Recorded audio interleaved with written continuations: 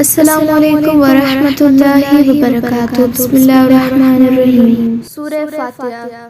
सूरह फातिहा पहिरीं सूरत आहे जेका हिकु पूरी सूरत नाज़िल थी। हिन खां अॻु में चंद आयतूं नाज़िल थियूं, जीअं सूरतुल अलक़ जी शुरूअ में 5 आयतुनि सां क़ुरान नाज़िल थियणु शुरू थियो। पंजी वही आहे।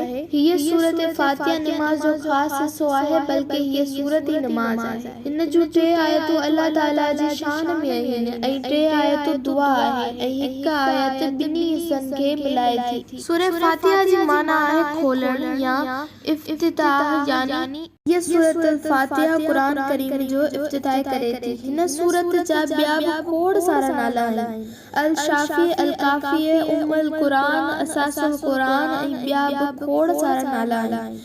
हिन सूरतुल फातिहा जो 7 आयतूं आहिनि। हिन सूरत खे सलाह यानी नमाज़ पिणु चइबो आहे। हिन सूरतुल फातिहा जे बारे में इमाम अबू हनीफा जी राय नमाज़ी खे जमायत सां यानी पेश इमाम जे पोयां नमाज़ पढ़ण वक़्तु सूरतुल फातिहा न पढ़णु घुरिजे। इमाम मालिक जी राय आहे त जॾहिं नमाज़ में पेश इमाम आवाज़ सां किरत करे, उन में नमाज़ी ख़ामोशी सां ॿुधे ऐं जंहिं रकात में पेश इमाम दिलि में किरत करे, उन में जमायतुनि खे बि दिलि में सूरतुल फातिहा पढ़णु घुरिजे। इमाम शाफ़ी जी राय आहे त नमाज़ी खे सूरतुल फातिहा पढ़णु लाज़मी आहे, पोइ भले जमायत में पेश इमाम आवाज़ सां किरत करे या दिलि में किरत करे। इंसान जी दिलनि में अल्लाह ताला हिदायत खे रखियो आहे। हीअ सूरतुल फातिहा उन हिदायत खे जगाए थी। हिन सूरतुल फातिहा में इंसान हिदायत जी दुआ करे थो ऐं बाक़ी कुरान उहा हिदायत आहे जंहिंजी दुआ घुरी वई आहे।